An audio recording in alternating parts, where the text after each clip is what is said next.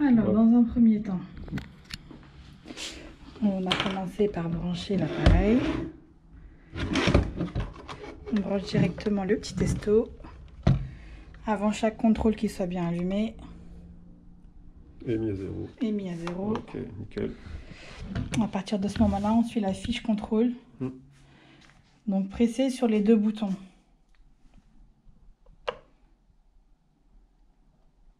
Pour entrer en mode clinique.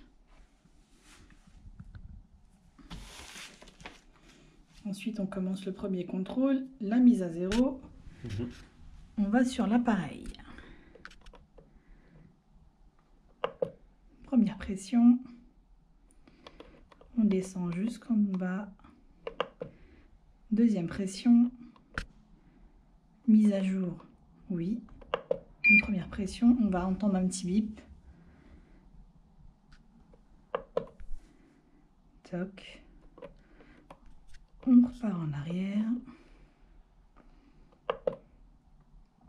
Deuxième étape, confort. Pression.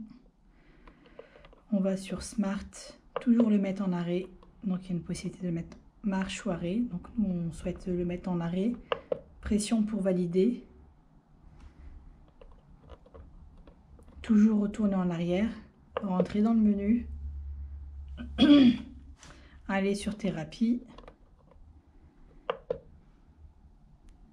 À ce moment-là, première pression pour celui-ci. On sélectionne, en général ils sont en mode auto. On sélectionne le mode CPAP.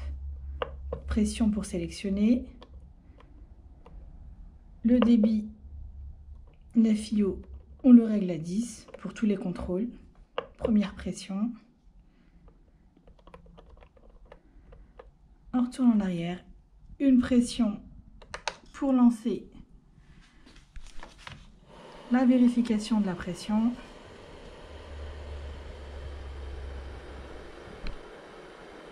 Que la pression correspond bien à la pression qu'il y a sur l'écran de l'appareil.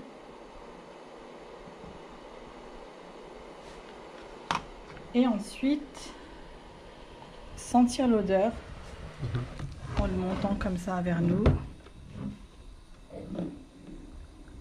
Et sentir s'il n'y a pas d'odeur de brûlé, de cigarette, tout ça. Là, la pression est bonne. On n'entend pas un bruit anormal. Donc c'est super. Une pression pour arrêter. À ce moment-là, on peut enlever le testo.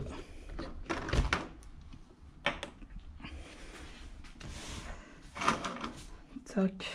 Et c'est à ce moment-là qu'on doit repartir sur le mode clinique parce que du coup, quand on a fait nos tests de pression, on sort du mode clinique. Là, on retourne dans le mode prestataire. Donc, on refait une pression sur les deux pour rebasculer en mode clinique. On a rebasculé en mode clinique. On part sur info, une pression. Et là, on tourne pour avoir l'heure de l'appareil. L'heure de l'appareil qui est ici. À noter sur le carnet, sur le classeur de contrôle. Et le contrôle est fini.